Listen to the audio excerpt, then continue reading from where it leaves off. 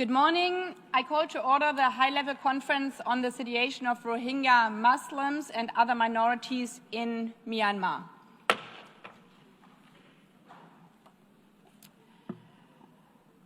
I warmly welcome all of you to this conference. 278 of March 25th, 2025. The objectives of the conference are to mobilize political support, sustain international attention on the crisis, review the overall crisis and address its root causes, including human rights issues, and share perspectives on the situation on the ground, including challenges faced by Rohingya and other minorities in Myanmar, as well as humanitarian issues within Myanmar and the region, in order to propose a comprehensive, innovative, and concrete plan for humanitarian issues, sustainable resolution of the crisis, including efforts to create a conducive environment for the voluntary, safe, sustainable, and dignified return of Rohingya Muslims and other members of minority groups to Myanmar in a timely manner. I now give a statement in my role as the President of the General Assembly.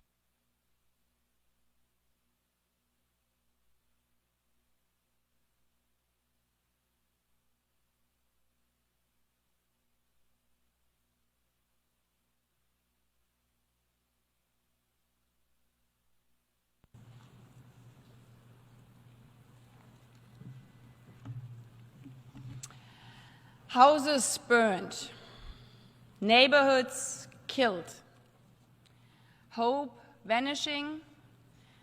Over the past 8 years, millions of Rohingya have been violently displaced from what they once knew as home. They fled with children on their backs, with nothing but the money in their pockets, on foot or by boat, for days, weeks at a time. Many have been living in refugee camps since the start of the crisis, with boys and girls spending their whole childhood in tattered tents, clinging to even the smallest fragment of hope for a better future. Excellencies, dear representatives of the Rohingya community here with us today, over 5 million Rohingya men, women, and children share some version of this story, whether as refugees in neighboring countries or internally displaced within Myanmar. 5 million. And the deteriorating political, humanitarian, and human rights situation in Myanmar is fueling more displacement. Armed conflict, violence against civilians, and targeted persecution of Rohingya people is increasing. Rohingya Muslims remain largely segregated and discriminated against with respect to enjoying their human rights and fundamental freedoms in Myanmar. Such situations have restricted the Rohingyas' freedom of movement, including their status of their identity and nationality. 8 years since their forced mass displacement from Rakhine State, the over 3.5 million Rohingya inside Myanmar are in desperate need of humanitarian assistance. And continued violence has forced more Rohingya Muslims to flee, including to Bangladesh, which is already hosting over 1.1 million refugees from Myanmar. This generous nation has opened its doors to those who need it most, but it cannot shoulder this burden indefinitely.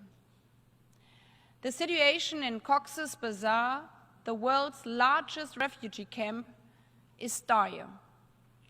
Humanitarian assistance remains inadequate. Refugees often receive only 1 meal per day. Health services are extremely reduced. Even access to water is scarce. As one young refugee shared, If water is life, then life here is on hold because it doesn't flow where it should. In 2024, insufficient funding left more than 800,000 children without education, increasing girls' risk of child marriage, child labor, and sexual exploitation. As schools remain shuttered and assistance is merely a trickle, families are left to resort to desperate measures. As one Rohingya mother shared about her recently married 16-year-old daughter, "I was afraid. Marriage was the only option. I just pray her husband lets her study." Even against this stark context, the humanitarian needs and response plan for Myanmar in 2025 is only 12% funded. As of September, with $140 million received out of the required $1.14 billion. Drastic cuts in international funding means essential services, from education to food to healthcare, are being cut when they are needed most. An estimated 1.1 million survivors of gender-based violence were left without critical support. This should put us to shame. This desperation is entirely preventable. As the Secretary General stated during his recent visit to Cox's Bazar, is ground zero for the impact of budget cuts. Excellencies, Bangladesh cannot bear this responsibility alone. We have to do more on funding. Everybody should ask themselves, 12% out of the need. We have to do something. In this regard, I would also welcome the important role played by ASEAN, as well as the Special Envoy on Myanmar, in facilitating constructive dialogue among all stakeholders, enabling humanitarian aid deliveries, and ending violence. Only through inclusive dialogue to address the root causes of the situation and to work towards a political solution will we be able to create the conditions for the voluntary, safe and dignified return and reintegration of Rohingya Muslims and other members of minority groups to Myanmar.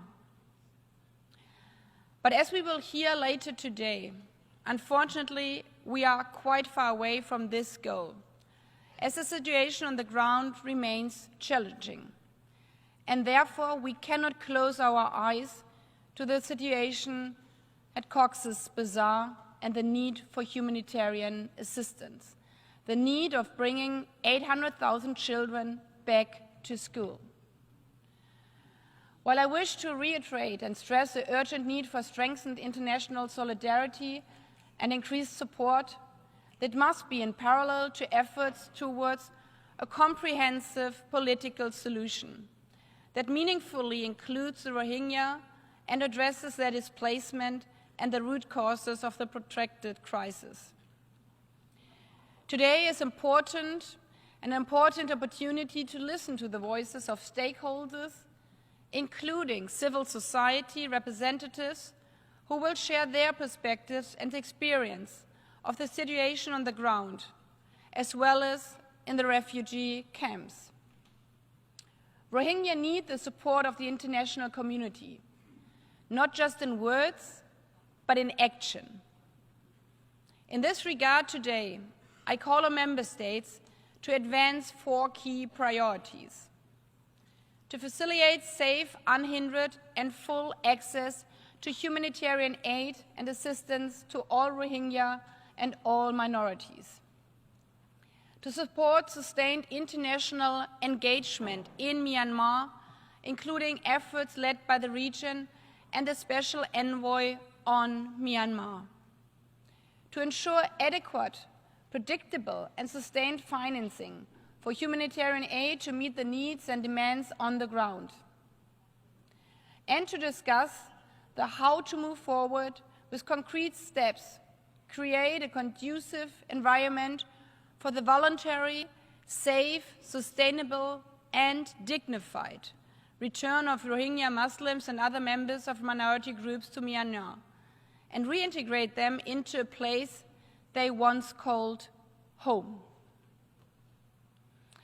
Ladies and gentlemen, Rohingya men, women, and children have not chosen to live in a refugee camp. What they desire more than anything is to return to their homes, their neighborhoods, their schools, their lives. To live in peace and dignity, like all of us. As I said in my opening of the 80th General Debate, this hall was not built for the easy times, but it was built to come together to confront the hardest topics. So today, we face again a choice: to continue business as usual with lofty promises and commitments, or to act with the urgency this crisis demands. The Rohingya people have survived 8 years. Children have lived their whole life not at home. They survived 8 years of hardship, displacement, and uncertainty. Their resilience is extraordinary. We must match it. I thank you.